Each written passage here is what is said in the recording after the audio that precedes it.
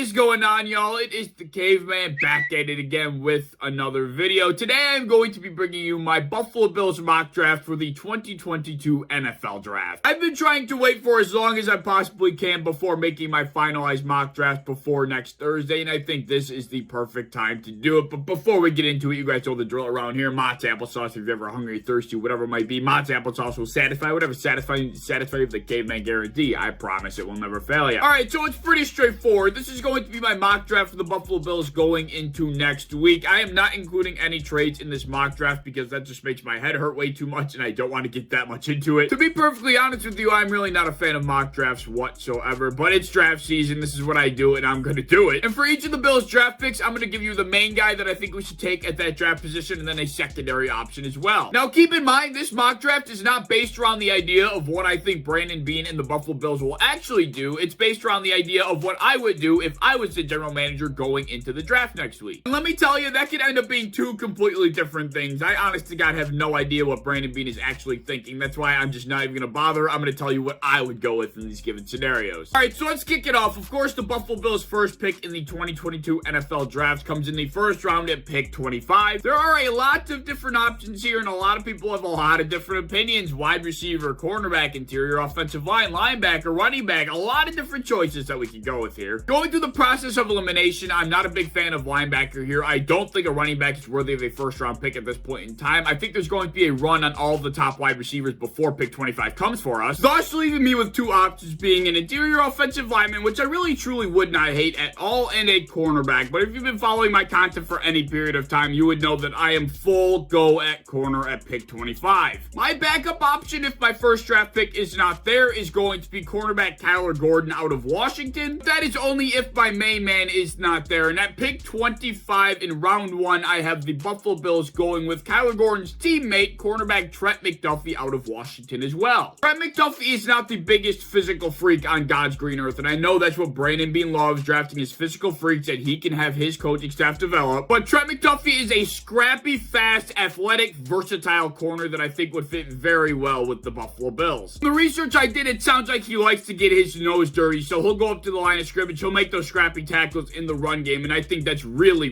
what the Buffalo Bills are looking for on the defensive side of the ball in the secondary. We know how good Teron Johnson is when getting up in the faces of running backs and on the first and second level. And with the amount of nickel that we come out in on defense, I think Trent McDuffie being a force in the run game absolutely fits what we're looking for perfectly. So with that being said, he is my first round pick for the Buffalo Bills in my mock draft. Moving on to the Bills' second round pick being the 57th selection overall, I think there's a lot of different avenues we can go here. Unlike the first round pick where I'm really dead set on taking a corner, I think you can get a lot of different positions with good value here. Now with that being said, I have two different options. Of course, my backup option, and that is going to be running back Breece Hall out of Iowa State. I'm not a huge running back guy, but Breece Hall is very good. I think he's fitting the scheme perfectly with the zone run scheme that we run here in Buffalo. He's got the versatility to receive out of the backfield, and even though I'm one of the biggest Devin Singletary fans you'll come across, I can't imagine that he's going to be on the team for much longer just because of how all the contracts are going to play out. We're going to have to figure out the running back position one way or another. But for my first option, I am going a different direction. That is to the interior offensive line, and I am taking Memphis interior offensive lineman Dylan Parham. Parham is slightly undersized and will need to put on a little bit of weight once he gets to the NFL, but he's been a multi-sport athlete for a majority of his life, and his athleticism's gotten him this far, and it's not going to stop. According to the Draft Network, he will fit best with a zone blocking run scheme. What do the Buffalo Bills love to do? It's a zone blocking run scheme. I think he fits with the Buffalo Bills just fine here at pick 2. I really like the idea of going with an interior offensive lineman early in this draft. And as you saw, I took a corner in the first round, so I'm going with an interior offensive lineman in the second round, and I'm taking Dylan Parham out of Memphis. Moving on to our third round pick being the 89th selection overall. Unlike the second round pick where I saw a lot of different avenues being possible for the Bills, I have my eyes and my mind focused in one way and one way only. I am directing that focus right at the wide receiver position. I know a lot of people are claiming for it earlier in the first or second round, but I think the third round there's a ton of value for the Buffalo Bills here. The backup option at this selection, if it's not my first choice, is going to be wide receiver Alec Pierce. Pierce is very quick and deceptive for a man of his size with very strong hands, so if my first option isn't available, I'm completely cool going with Alec Pierce, but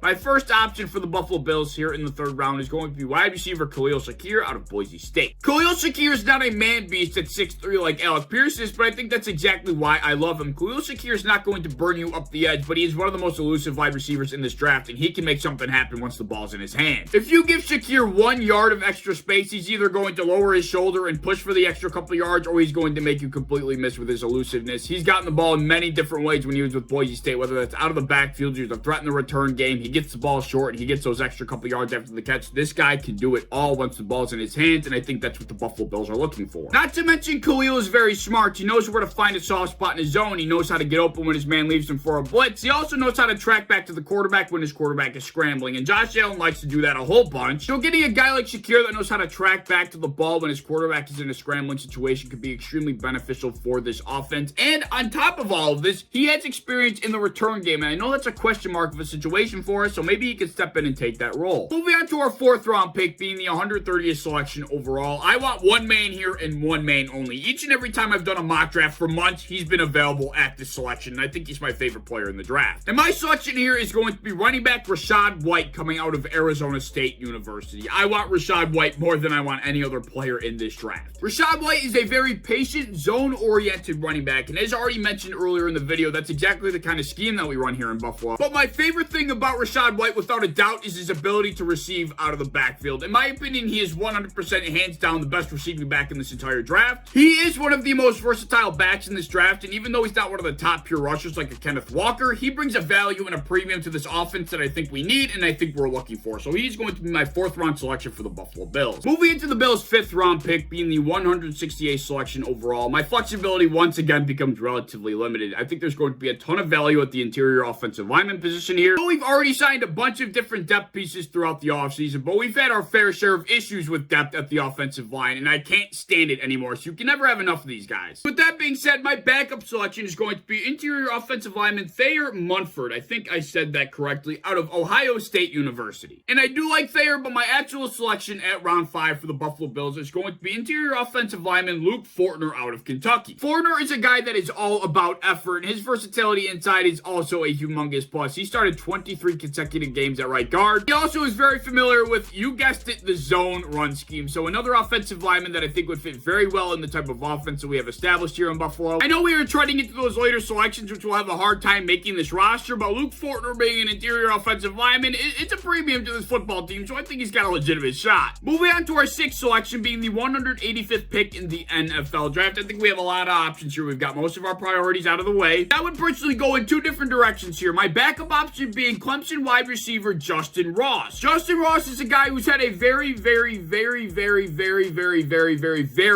tough time staying healthy. Like, I'm talking, he's had bad injury after bad injury after bad injury, but when he's played, he's been one of the better wide receivers in this draft class. It's just the amount of injuries he suffered and the severity of them, it's dropped him this far. Justin Ross has a ton of upside, and depending on how you look at it, I think that's what these later picks are for, especially for the Buffalo Bills. I mean, most of these later picks are probably not going to be seeing this roster, so why not take the chance on a guy that could have boom potential? But on the other hand, I'm going to completely contradict myself and take something that's a little bit safer. With Jordan Poyer's contract situation currently up in the air, with him being 31 years old, I don't think taking another safety later on in this draft would be the worst idea. And with that being said, my main selection of our first 6th round pick of this draft, I'm going to be taking safety Jerome McKinley III out of Oregon. According to the Draft Network, Jerome McKinley will fit best with a heavy zone schemed defense, and that's exactly what we like to do here on the Buffalo Bills. We don't run a ton of man coverage. I think he can fly under either Micah Hyde or Jordan Poyer's wing, and he could develop into something later down the line. But like I said, just because of Jordan Poyer's current situation being up in the air, I don't think taking a safety this late would be the worst of ideas. Now for our second to last pick, being the second 6th round pick that we have, being round 6, pick 203, I have the Bills going in a number of different directions here as well. I think all of these picks, there's really not one singular direction you could be going in. The backup selection for this pick is going to be tight end Charlie Kolar out of Iowa State. I'm not sure if I'm pronouncing that correctly. Dawson Knox's situation supposedly could be up in the air in the next couple of years, so taking a tight end, I guess, whatever. I mean, I didn't put too much thought into these later picks, I'm going to be honest. My main selection for round 6, pick 203, is going to be linebacker Micah McFadden out of Indiana. Micah looks like a linebacker straight out of Remember the Titans, if I'm being completely honest. But anyway, I do think he could maybe make the roster as a backup linebacker, potentially even as a core special teamer if he's good enough, and I know he's got that kind of experience. But yeah, Micah McFadden's Remember the Titans looking ass is going to be my selection here in the second to last pick for the Buffalo Bills. For the Bills' final pick, being the 7th round selection at 231, I have us taking an offensive tackle. I'm just going to cut straight to the chase. I have us taking Obinna Eze out of TCU. But that will just about wrap it up, folks. Those are my selections, and I'll throw them up on screen for the Buffalo Bills in the 2022 NFL Draft. Let me know what you what you thought of my mock down in the comment section below. I know everyone has different opinions, so let me know what you're thinking down in the comment section. I want to have good conversation. But as always, if you enjoyed, please like, subscribe, all the fun stuff. If you want to hit the bell to be notified when I upload, I'd appreciate that. And go over to Twitter, follow me over there. I'd appreciate that as well. I have a TikTok, which I've been uploading on a lot, down in the description below. And I hope to see you in the next one. Peace.